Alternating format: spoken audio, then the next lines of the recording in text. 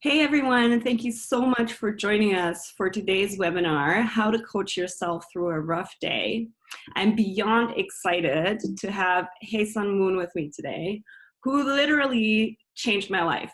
So I am, like I said, incredibly pleased and happy that you were able to make time for us today, Haesun. Before we get into everything that you do, I just wanted to mention that my name is Annina. I'm a counselor here in Toronto. I specialize in working with people who struggle with eating disorders and substance use. And actually, really, the only reason I get to do the work that I do is because Haesun taught me when I needed to know to do that. So what are you up to, Haesun? Can you tell us a little bit about all the work that you do at the Canadian Centre for Brief Coaching? Yes, and it's scary when sometimes people say I changed their life, because then I'm thinking for better or for worse. So, hey, my name is Haesun Moon, and I work as Executive Director at the Canadian Centre for Brief Coaching. And I think one of my favorite things to do at work is actually meeting people like Annina. Oh, so, wow. Hey, there you go. It works out. Thank you. Yeah. And like actually the story, like how we got to know each other, I think is interesting to share, because I first learned about solution-focused dialogue, or as it was called when I learned about it, solution-focused brief therapy, through my study program at McMaster. And I thought, this method is genius. Like, who came up with this? And it turns out that one of the people who came up with this, you actually work with on the regular. And then I started Googling, who are the experts on this here in Toronto? And I came across you. And then I kind of bugged you until you gave me the time of day. I mean, when you say McMaster, I went to Mac for my undergrad, so I'm like, yay. Yes, yay. Yes. Yeah, that's good, right? Like sometimes the ways we connect are really, really interesting, right? So at the center, I mean, what are you doing there? Like, obviously, you're an incredible academic who, contributes so much to research. And we're going to talk about that too, because it's actually relevant to our topic today. Mm-hmm. But at the center, you guys offer coaching, coach training, research. You obviously are hoping to publish, and I know there's some stuff in the works around that, and all around solution-focused dialogue. Is that right? Right. Yes, that's right. And then the photo that you see actually is one of our graduating classes that we actually have through the University of Toronto, and also a lot of coach training. Regular people show up, and as you can see, they turn weird. I'm kidding. They're awesome bunch of people. And, I think training needs to be fun, so that people are learning without knowing that they're learning. So I am very interested in how we teach social focused, or how we teach coaching in a way that it was actually discovered. That was by discovery. That was by inductively looking at, which is a part of research as well. Right. So I think sometimes when we distill this brilliant model and then teach it as a distilled version, then we are kind of robbing people of that opportunity of learning for themselves and becoming an observer of their own work. Right. So I think all these things are activities. And I get excited about it. And I think one of my interest definitely is in researching how people learn what they learn. Yeah. And I mean, you can just tell, as somebody who has participated in, I would say quite a number of your of your classes, it's incredible, the way you do it, right? And it's really something that I can say from my own experience, for sure, I've never experienced anywhere else. And it has so much to do with really your gift, right? So I can only recommend, if anyone's ever interested in learning more, definitely do come and join us. There are good opportunities that are called coaching lounges, where we open the door to, I think, anyone who has a serious interest in the method, right? And it's all about, and I think you can tell from the picture too, the community that is being created. And that too distinguishes it from other learning environments. I don't know, you really, I feel like, have the magic sauce for for engaging people and teaching them something that once you kind of can't go back from it, I think. And I think, Annina, one of the things that I see these days in workplace learning or, professional development is kind of lack of that community development, community where people can come. And really, community of practice is not a new idea, but to actualize that idea, especially these days, it's tough. For sure. So lounge has been going on for, I don't know, 10 years now. And some of these people that you see in the photo, they self-organize their own practice groups and they actually Mhm. every single week. So, Yeah, I mean, that's where the power comes from, not necessarily from in-class lessons, but it's more from what they do afterwards. And that's totally. so fascinating. And they come back, right? And I think that speaks to the quality of both the method and your teaching, right? And the environment that you created at the CCBC. So yeah, like it's really something, you know, when I think of these lounge events or even the classes, I mean, people sometimes ask me, you know, why do you go so often? You've already heard this. Like, that's not what it's about, A. And B, you know, I also always learn something new. So, And you you know, know, it's a cult. It's a cult. That's it's what it is. like a little bit, but in the best way possible. And I think, you know what, when we think about it, right, like what is so appealing to people? And I think, you know, I said here in the title of the slide, I said the basics is that you once said that solution focused dialogue is the language of hope. Can you elaborate?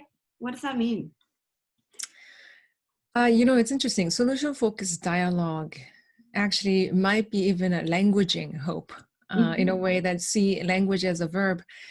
Because what happens is when people come, one of the old notions that people come because they're in despair, especially in therapy or in counseling, Mm-hmm. and then somehow you see those moments when people come alive, so to speak. And Mm-hmm. then how solution focus came about is actually looking for those times when clients seem to kind of perk up or come alive, or there's a little glimpse of hope. Mm-hmm. And then by inductively looking at those moments, we realize, okay, there's something that we are doing as well in this conversation. So it's not like we're trying to bring them up to the place of hope, but somehow the hope is constructed in our interaction. And Yes. usually the tool that we use is language. So it's not necessarily, I mean, we look at all parts of the messaging, but also especially the language. What are we doing with the language that we have? That's a tool. Mm-hmm. And one of the things that shocks me every single day when I actually have coaching conversation is how people transform right in front of your eyes when Right. you are paying attention to Yes. any glimpse of little nuggets of potential for hope, and you can always build on it. So this is something that I am still learning as I talk about it as well, how we language hope. Mhm. It's so good. And honestly, like I've had an experience not too long ago. I think I might have told you about it, where I happened to be observing a kind of typical standard session, you know, with a client and a quote unquote regular practitioner.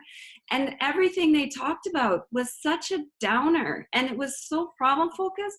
And as someone who has been working with this approach for a while, I thought to myself, I don't know how people can take it.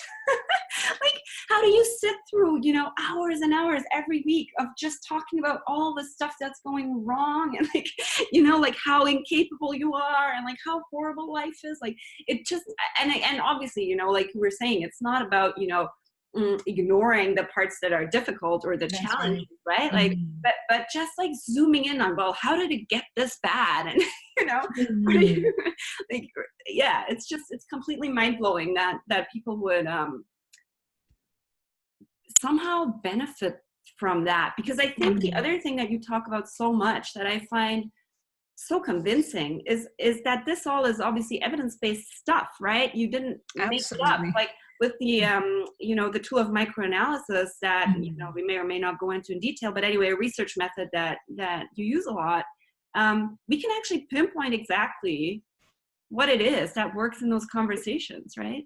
And how actually language functions, how what you say matters, and how what you do with what you hear. And those are all part of it. And I think when it comes to especially coaching is still unregulated, and there are a lot of methods out there that claims certain things. And then my question is, are you actually doing what you say you're doing? And Mm-hmm. show me. Mm-hmm. So a lot of times when I talk with other practitioners in coaching and coaching modality, because we all have different um, I guess, way it works. So if we believe how something happens, then we will continue to do that. So, for example, if you think people may come to a place of hope only when we talk about problems, then Mm-hmm. that's what they will do. It doesn't make them wrong. They're actually doing what they think they're doing. But the question is, are you doing what you say that you are doing. Yeah, So totally. many times my question is not about, tell me about your model. I don't ask that ever. I Mm-hmm. actually ask them, show me. Mm-hmm. And it's really show me. And you should be able to show me your work. And Right. then you should be able to see it. How do we make this co-construction visible? That's a big question, eh? Mm-hmm, for Mhm. sure. And I have so many like thoughts in my mind right now. But maybe we could just quickly explain what co-construction is again for those people who are not familiar with the term. Sure, yeah. Co-construction is an interesting term because when you look at coaching, therapy, all those things, you can look at it from different perspectives. One is psychological perspective. The other one is, let's say, communication perspective. You can see it from sociological perspective. So depending on your lens that you bring, you will have different way to explain it, for example. Yeah. So explanation may be different for how co-construction happens, Mm-hmm. but when you describe it, you will see it. So what we mean by co-construction is, if you're coming from traditional psychological background, there's this noble belief about your job as a practitioner is to somehow unlock something, and then the potential that is contained and you're unleashing. So those are expressions that we use so that there is something in them, something within the person that we are tapping into. I Mm-hmm. mean, that sounds pretty reasonable when you actually hear it. It's like, yeah, it sounds pretty cool. But when it comes to, okay, can you show me? Mm-hmm. Then it's very difficult to show it because there's a lot of framework that explains it, but not describing it. So how co-construction happens is more like you watch what you do as a practitioner when client tells you something in the way that they tell you. Mm-hmm. And then how do you respond to that? Because whatever you respond with, whether it's a question, statement, nods, Mm-hmm. or laugh, it will somehow influence what they're going to say next. Yes. So we call the confluence. It's not just we are trying to open them up, but it's what we do, what we say will Mm-hmm. inherently influence what they're going to say because it's a dialogue. Yeah. So then what ends up happening is clients might actually have not all the answers ever, but all the building blocks or bricks that they bring, and Mm-hmm. then kind of like constructing it. So our job is to kind of listen to all those things and be curious about which bricks Right. might be the most useful thing to kind of select and build with. Yeah. And that's the work that we actually do very actively, like Yes. moment by moment. So And that's the image of co-construction. and I love it because when I bring that back to our topic today, which is self-coaching, Yeah. right? We're talking about a bit of an internal dialogue with ourselves, right? And our own Mhm. ability to co-construct based Mhm. on, I guess, like what we choose to build on, right? Similarly, Mhm. I guess. Yeah. Yeah. So yeah. So a lot of it, I guess, is about, how you talk to yourself internally. And I'm just so curious about what you're gonna have to say. And I also Me love. too. Hmm? Me too. That's what I love about you. And we're going to start this off, I think, with a model that you created yourself. And I'm just like, how did I even get so lucky to be literally talking to the person who's come up with this thing that inspires coaches, trainers, like worldwide. I'm just currently in a class with you and actually Peter DeYoung, who I mentioned earlier.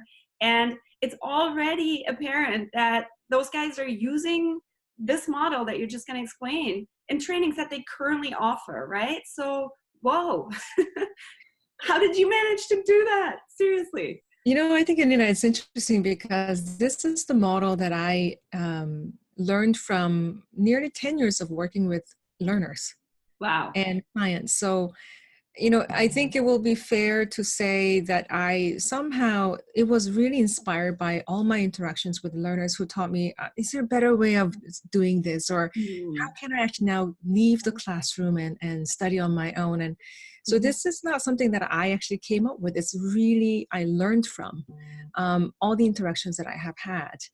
And of course, before this, there were about 7 different iterations of how do I make this way? Oh, that didn't work. So there's a lot of reflection that actually got into this model, so to speak, so that this is very simple. And then people seem to really now responding to it. So I know that this might be very useful. I love it.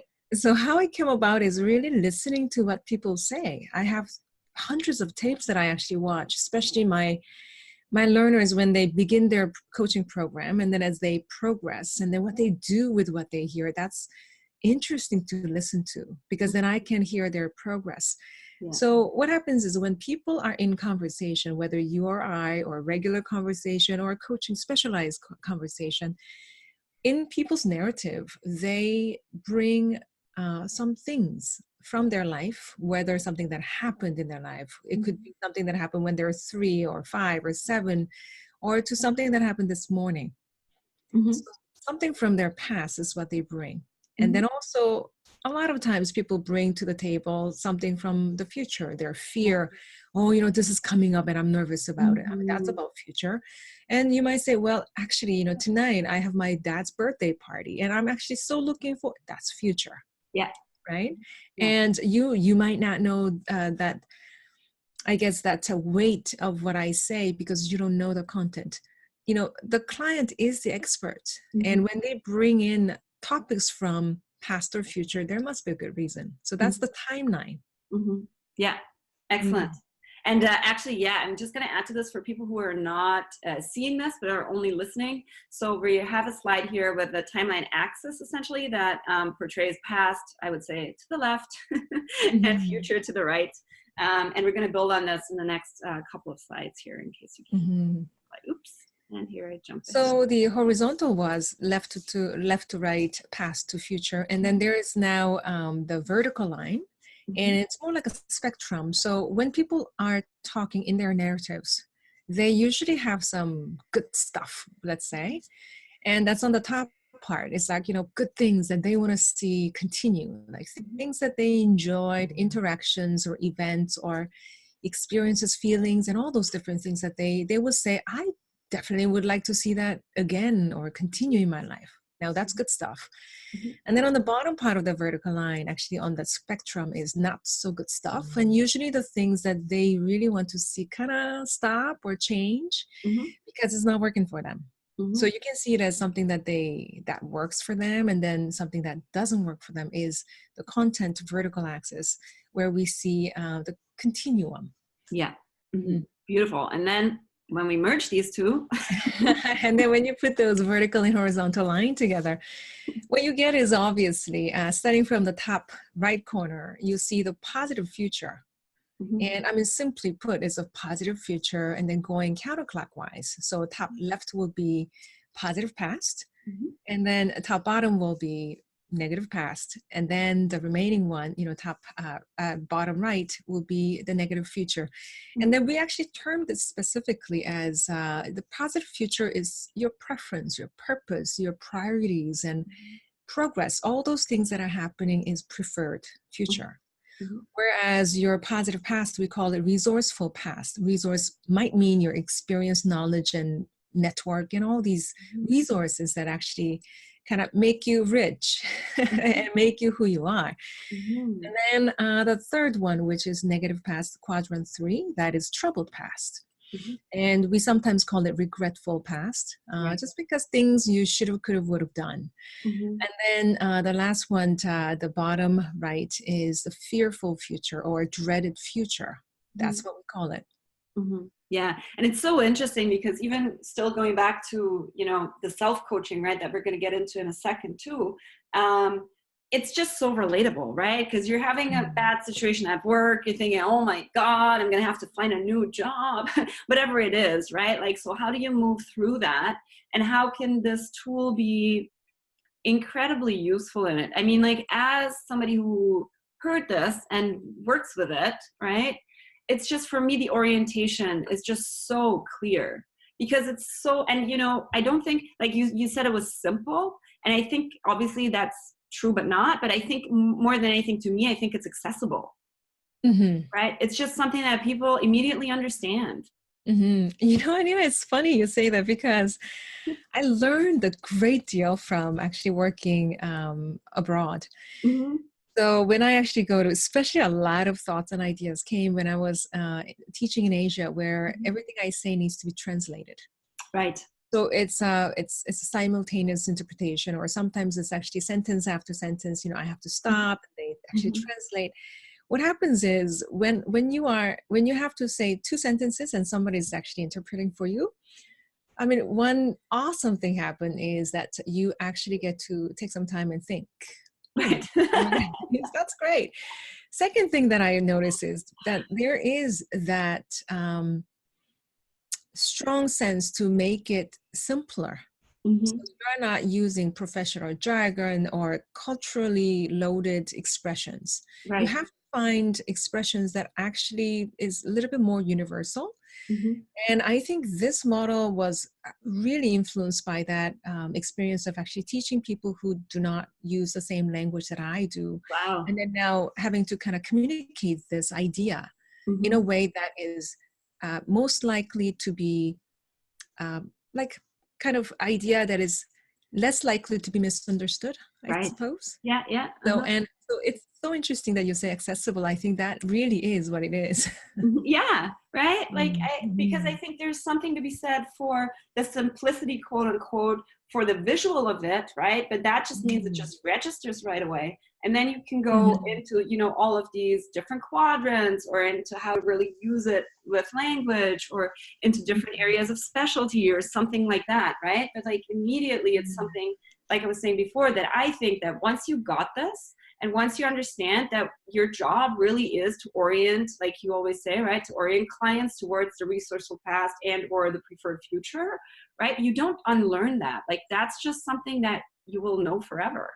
And it works for, Yeah. not just clients, right? Like it works for work communications, or rather like dialogues at work, right? Like just literally any conversation that we have throughout the day. And also one last thing that I would like to add is what came up yesterday in a training that I got to attend with you, where, somebody mentioned that, oh, she was hoping for, more opportunities to coach clients, right? Until she realized, like, hey, I can actually apply this all day, every day. There's nothing, there's nothing stopping me from viewing quote unquote ordinary conversations through this lens, right? And I think, Annina, it's so interesting to see my nephew Mm-hmm. get it. My nephew is 8, and he gets it because the far left corner of the past is, so Nathan, so you're born. So then, the resourceful past and preferred future, the top of that quadrant Mm-hmm. is a smiley face. So from the time that you're born, and then the right corner, the top right corner is actually the smiley face when he's actually a grown up and he Yeah. wants to be like my brother. So it's like picture of my brother. Yeah. So and then the bottom ones are sad face or angry face, Mm-hmm. and that totally works because then we can have conversations about each quadrant. Yeah. So good. So yeah, Man, yeah, genius. Genius. love it.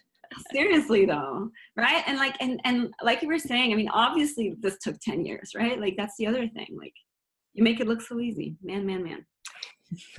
So now when we're thinking about all of this in the context of self-coaching, right? So when we want to use what you just taught us in a way that helps us orient ourselves towards, a resourceful past, a positive or preferred future, what's your, yeah, I don't want to say what's your advice because Yeah, let me give you some advice. this is for people who are not familiar with the solution focused approach. We're trying not to give advice actually, but in this particular context, I think also in the spirit of making coaching yourself through a rough day accessible to people, like how would you suggest people go about that using the quadrant? Rough day, eh? Rough day. When you actually look at these 3 points, you might actually think, oh, rough day, find the source of the rough day. Right. That would be fun to do. Yeah. Find the source of the rough day probably would be quadrant 3, that, bottom left. And then if you read it like that, then connect with the source. So it could be like explore the root cause and then disrupt the pattern so we can fix the problem. So you can Right. you can misread it that way. You're so right. And when we actually talk about dialogic orientation, and by the way, the reason why it's called orientation is in some models, your job is to kind of guide your clients along so that you're moving them from point A to B. So Mhm. I think there's quite a bit of burden of having to move somebody out of something or Yeah. into something. And the reason why I say it's orientation is because actually moving the client was never your job anyway. Because I mean, you cannot move Yeah. somebody else. Yeah. Yeah. But Yeah. what we can do is we can simply say, oh, I'm so curious about that. Can you tell me about that? You are orienting their attention. Mhm. And what's more likely to happen is once you orient the person toward what they want, what's important to them, and what they care about, Mhm. not only you're going to get a lot of information about their passion because they are so passionate about it, but two, the more they talk about it, the more it becomes vivid in their head, Mhm. in their heart. Mhm. They are going to take that step with or without you or despite you. Yeah. So That's my we favorite. call it orientation because it's not moving them. It's not Yeah. dialogic movement. It's actually dialogic orientation. We use our curiosity, whether it's question, statement, formulation, or however way they respond, so that our clients are more likely to be orienting Yeah. to what they truly care about. So then what happens is when we say find the source, it's the source of what you truly care about. Mhm. And it's tough when you're going through a rough day. Mhm. So one example that I can give you, I mean, that happens. I mean, there's no such thing as a rough day, but those are rough moments in a day. And for example, yesterday I had a full day of great meetings, but there's one meeting that I just found not attractive at all. Right. And then somebody asked me about it because I looked kind of tired about it. And then somebody else mentioned it. I'm thinking the more I thought about it, now that ruined my day. Right. But I had 7 like different meetings and trainings and online stuff Mhm. throughout the day. 6 of them were awesome. Right. And then one was slightly, I just didn't want to have it. Yeah. So then more people asked me about that one. That is impacting my whole day or my impression of the day. Yeah. So when you are having rough moments, it is a little bit more difficult to orient yourself, especially. Mhm. So find the source of Yeah. what gives you that sense of this is what gives my life meaning, and this is why I exist. And that is hard to remind yourself sometimes, but that's number one, find the source. So good. I have one question for you, which is what would you tell people who are like, oh, but if we don't, if in that moment we don't acknowledge the problem, like there's never going to be a solution. We're just going to be, pushing it aside and not really dealing with it. And if we don't work through those emotions, that kind of stuff, like what would you say? Mhm. I agree, sure. Probably if the client thinks that they need to work through it or work through something to get to where they want to get to, sure, that's one of the strategies that different models might have.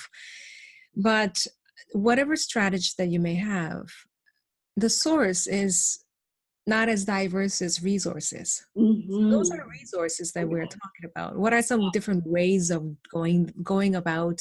So those are the means to that end, so to speak. Mm-hmm.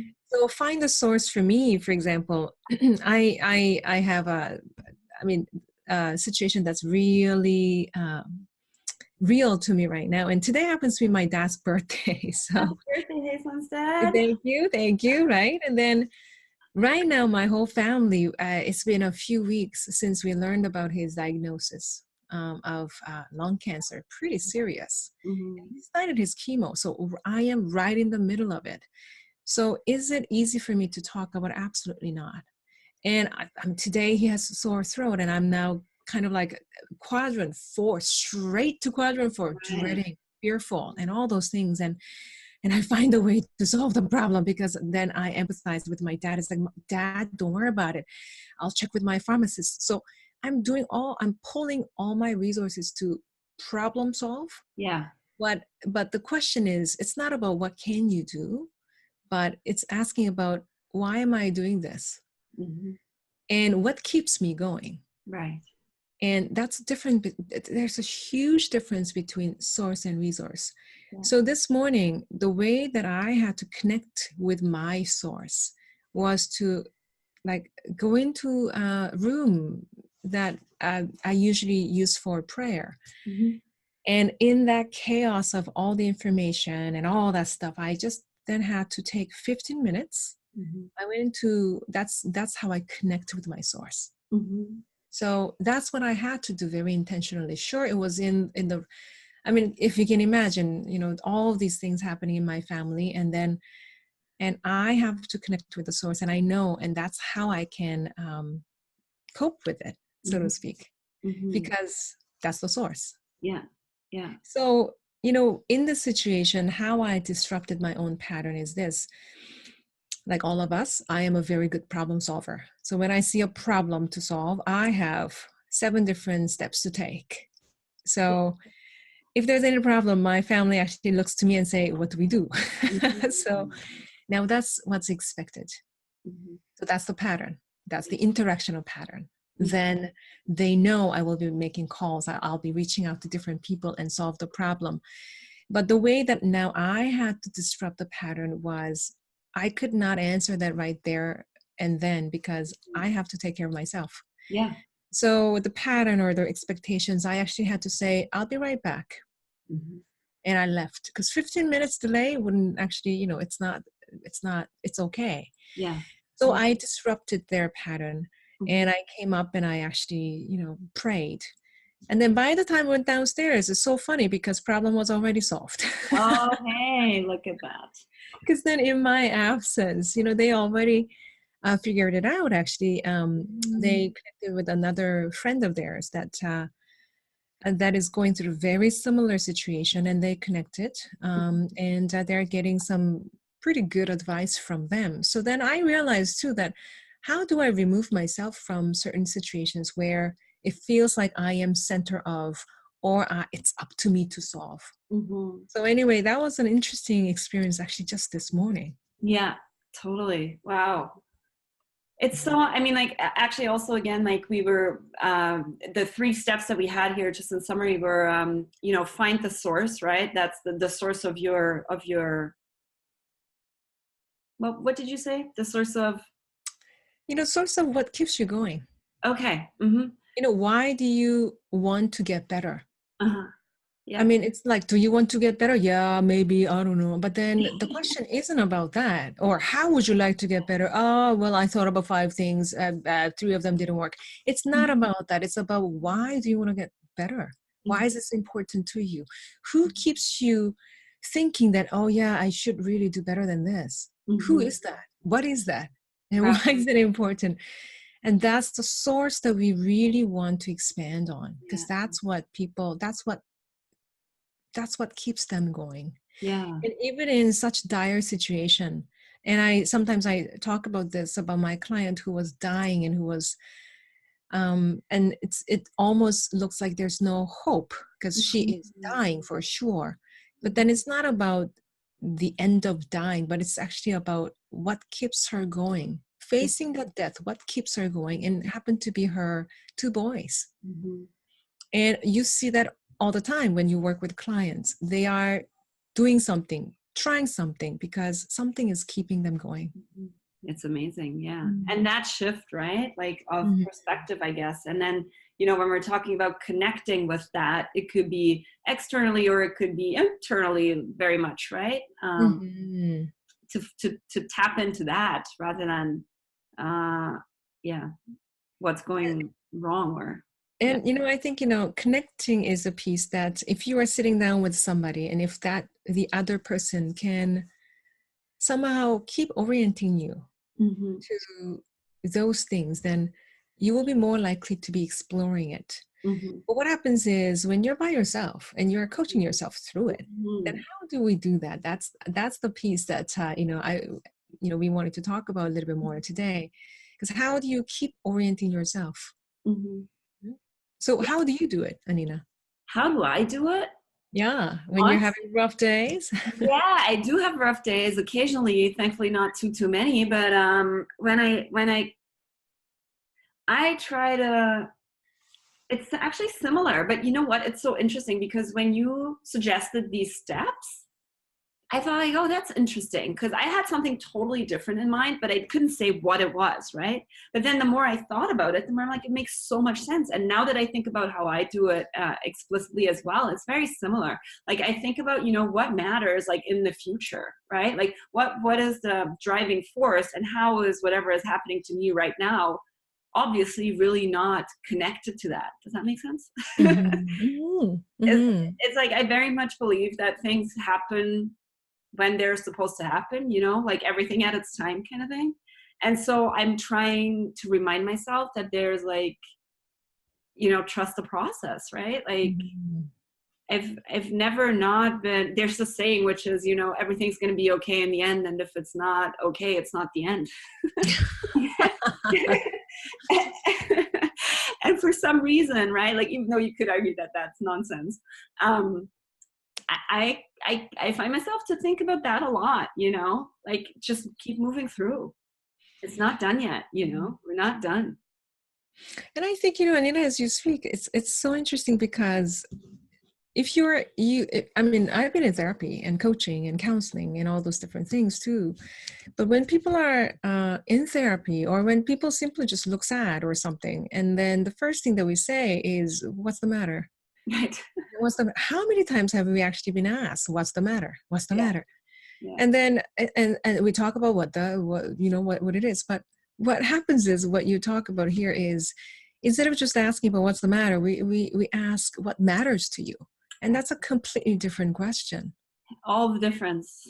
Yeah. Yeah, huh? All the What matters to you, Mhm. and why do you keep going? There must be a good reason that you are fighting through it, or you keep hoping. 17 times you failed, and there's 18th time. How come?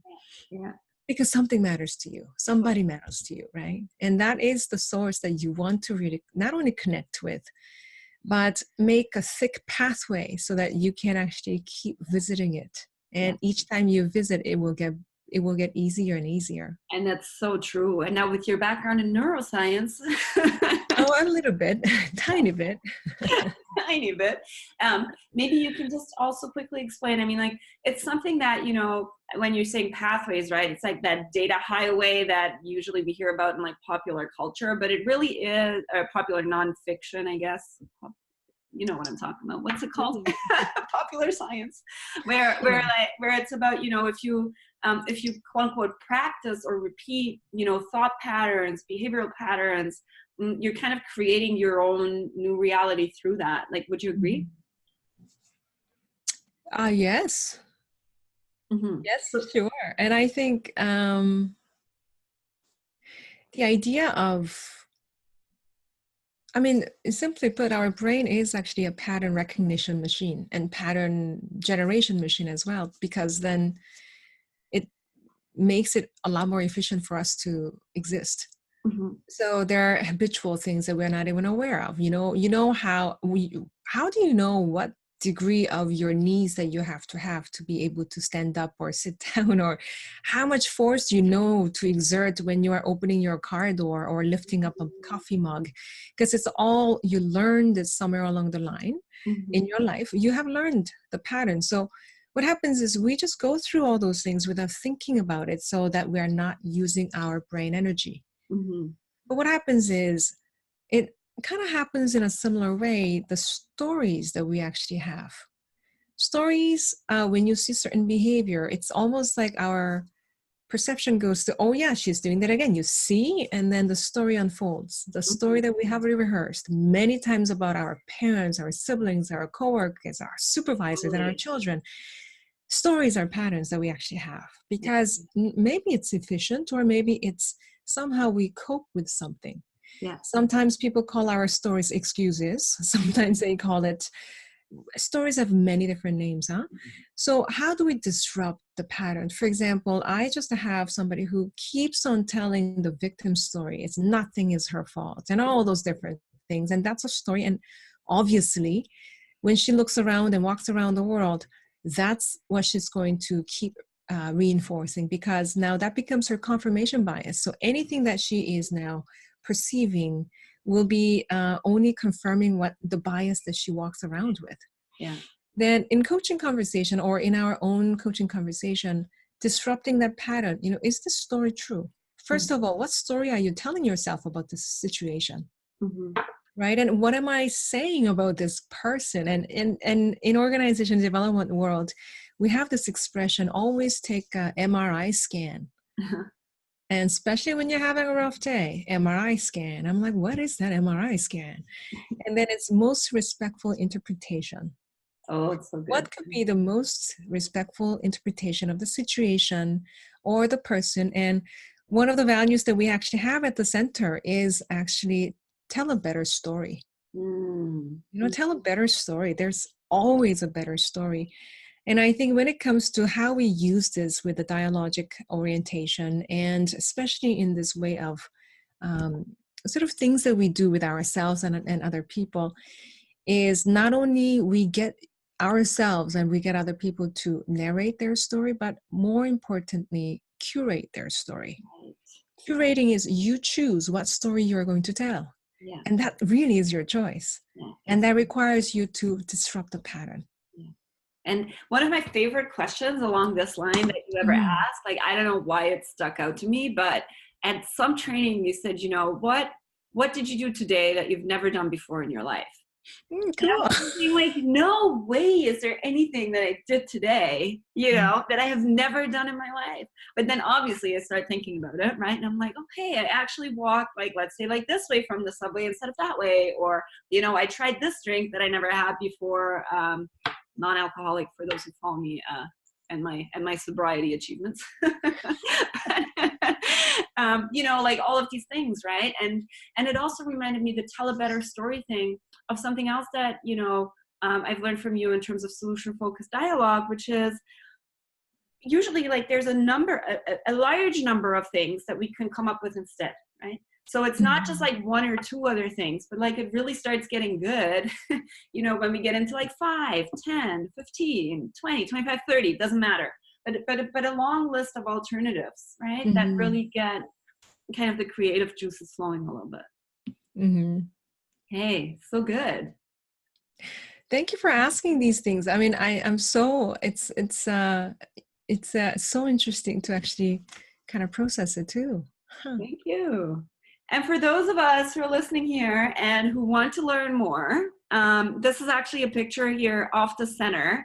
It's beautiful. It's like one of the faculty buildings of the theology department at U of T, is that right? Yeah, it's a Toronto School of Theology at University of Toronto. And it's one of the historic buildings that we have at the university, and it's beautiful. So if you come for nothing else.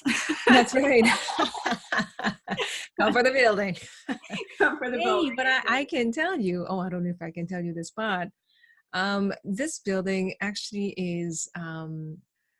this is actually sometimes is open to people to come and have parties and all those different things because we serve a lot of pretty good snacks. So if you want to come, snacks, if you don't come for the building, come for the snacks. So true, so true. And what you can do actually if you want to learn more, so if you go to, and I'm going to show you this homepage right here, so it's briefcoaching.ca. And if you go to that page and you scroll down at the very bottom, there's a sign up link for a newsletter, and it's going to contain all the upcoming events, including Haesun's teaching moments and the coaching lounges that we mentioned. And then you can sign up through there. Or of course, there's like an events section on the homepage as well, where you can sign up directly if you do want to come. And I don't know what you think, but I'd love to have you guys there.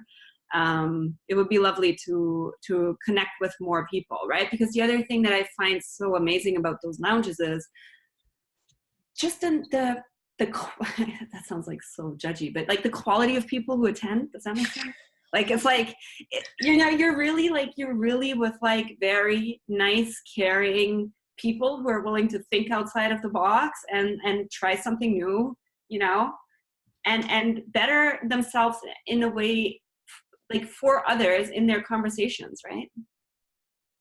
I would say, I love how you say a pretty good quality people. Yeah, I think so. It's like, not that there are bad people out there, that's not what I'm trying to say, but like there's, like usually it's just so nice to be in that room.